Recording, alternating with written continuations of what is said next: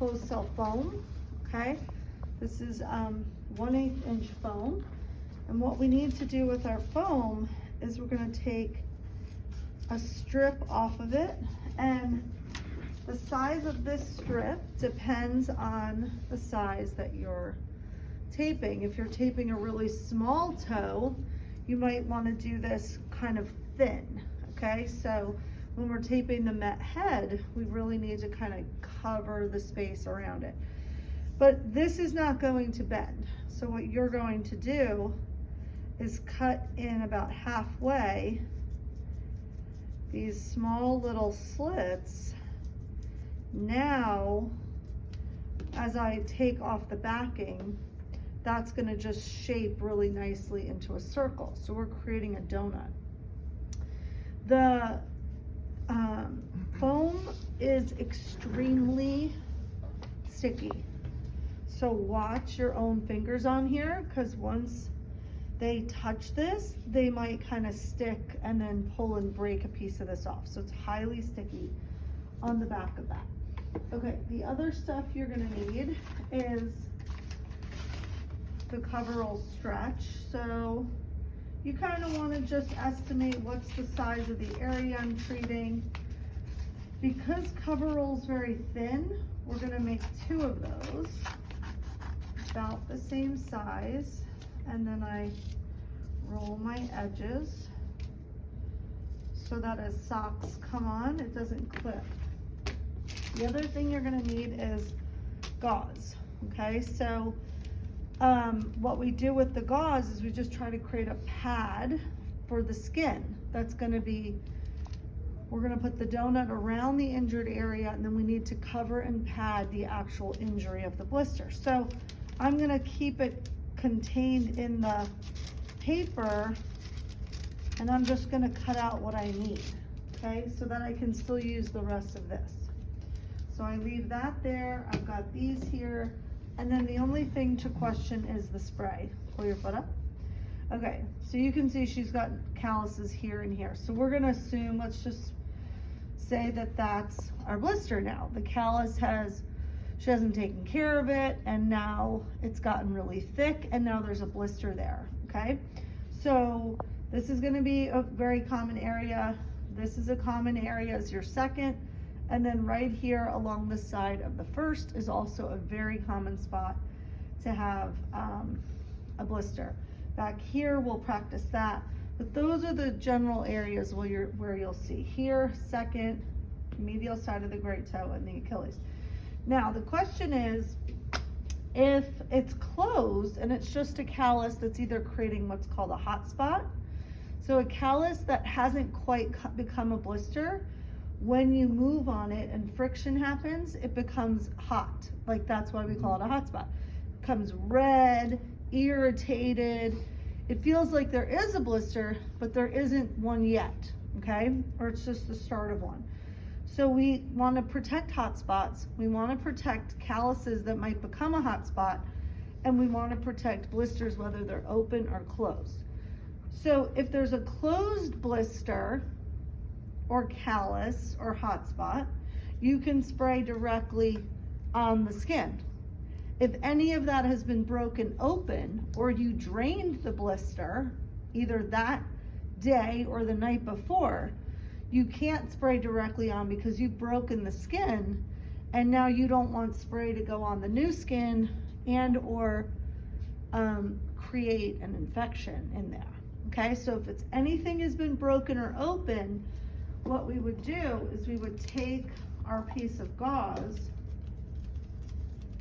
and protect it while I sprayed around. Okay, now the other way is we have these little vials that I used to carry in my kit, kind of like glow sticks, and you'd break them and then it would come out. So you could paint the stick on and you could go completely around it. The other way is we could use the cotton applicators, like a Q-tip, spray the Q-tip end and paint it on. That just takes a lot longer. But that's the way you can get around spraying directly onto a wound, okay? So she doesn't have one. We'll just say it's a hot spot that's starting. It's starting to become painful for her. We're gonna give it a light spray. Make sure that we go all the way around, because these are gonna go all the way around and connect onto the front of the foot. So we wanna make sure that we've covered the area really nicely. We're gonna make sure that becomes a little tacky. It looks just a tad wet still. And then we're gonna start with our donut. Now, you can buy donuts already now, like in different circles and different circle sizes. The foam that some of those use are a little thinner than this, so you might need to layer 2 of them on if you're buying them pre-made versus using the closed cell foam. I kind of just like making my own, because you can make it whatever size you need to whatever bony area you need, okay? So we're gonna start by coming around. So what we do is we try to identify, like, here's the worst part of her callus. So what I'm not gonna do is push right on that. We have to identify, kind of like you did with your unload, where's the wound, right? How far around does it go? So you wanna try to catch these non-red areas. So what I'm gonna do is be like, is that okay? Is that okay? And she's gonna be telling me, yeah, that's fine. By pushing there, that's okay, that's okay, that's okay. And then I connect it, and then I'm done. So now I made sure that I didn't touch any of her painful areas, because if she had said, oh, that's tender, I would have backed off and rerouted my circle to make it a little bit bigger circle, okay?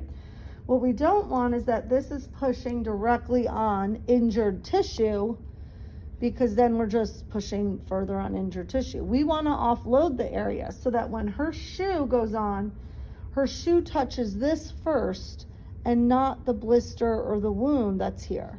That's why, that's what we're trying to create, is this bumper, okay?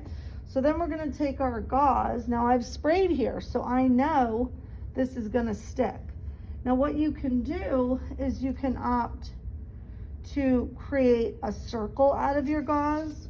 I mean, you can go back to, you know, crafts class in like first grade. Make that however pretty you want to make it. And then we're going to start to just grab it about halfway on, and I'm going to come around the front.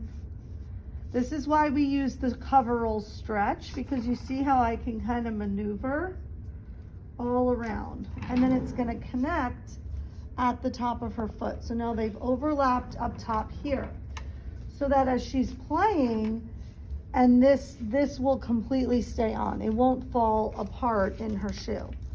So again, we're gonna go like this. Now I'm gonna grab the top edge. So right there. So the key about the top part is I still need to have full clearance of her great toe, and then I need to have clearance of her pinky toe. And then I'm gonna come around again. I'm gonna go like that. I'm gonna go like so. And I'm gonna stretch it around and go like that. Now, what some of my colleagues do is, and I'll show you this in one sec, you can create a shape of the foot. So again, you can create the curvature that you need, but because I did half above, half below, I'm gonna add one more, because I know how thin this coverall is, and I don't wanna be called out to the fields or the court to redo this. So we're gonna put one more directly over and wrap it around. Okay, now, as you've sprayed, if there's any sticky spots that the athlete wants to get rid of, you would just put a little baby powder around that, and that'll deactivate the glue, okay? If they don't want their foot sticking. So now that's completely ready for play. That should stay on for 2 to 3 hours for sure, okay? If it was really hot out and humid out, I would have needed to spray extra and maybe a second spray before putting all of this on. Okay, so in heat and humidity, you always have to consider adding more spray. Okay, good. So now, let's just talk through. We have this, do you guys know what second skin is? Has everybody heard of second skin? Okay, so second skin is just what it's called. These are hardened over the years. I probably need to get a new one. But what second skin is, it has a layer. There's 2 layers on second skin here. A clear layer and this blue layer.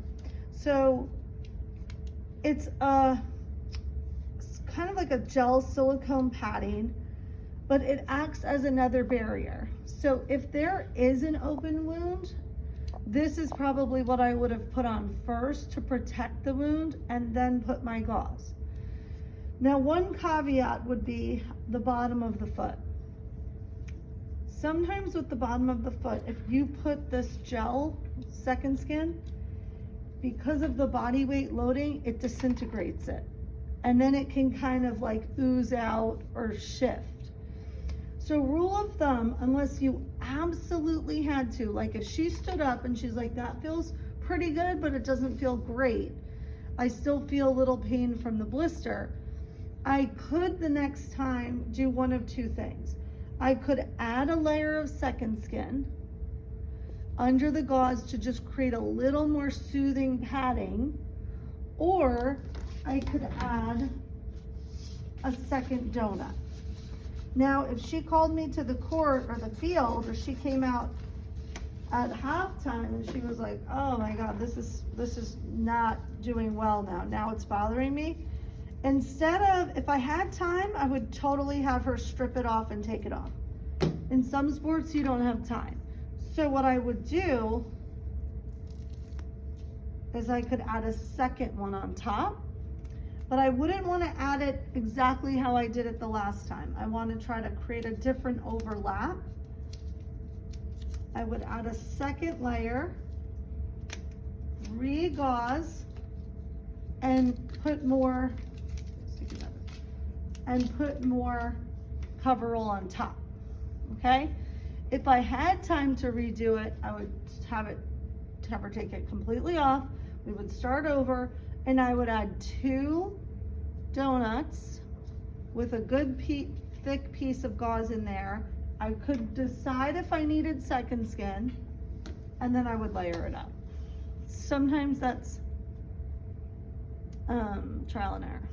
You don't know if you need to until they go and try to play on it. And that's why we always like the athlete to practice on the tape first versus like play their game. But if that's all you have is just seeing them on game day, you have to make a judgment call, okay? And then hope that it works. So that's another way we can add layering, is through second skin or through a second piece of a donut. Now, just for a quick bonus, if you're out here, the only difference is, you know, I'm making a much smaller circle. And I probably would have also cut this much thinner so that it didn't look so bulky. So it would be more like this. So that as I came around, there'd be less bulk. Like she might feel that on the bottom of her foot. And so let's just make a smaller one. You guys are gonna see how sticky these things are.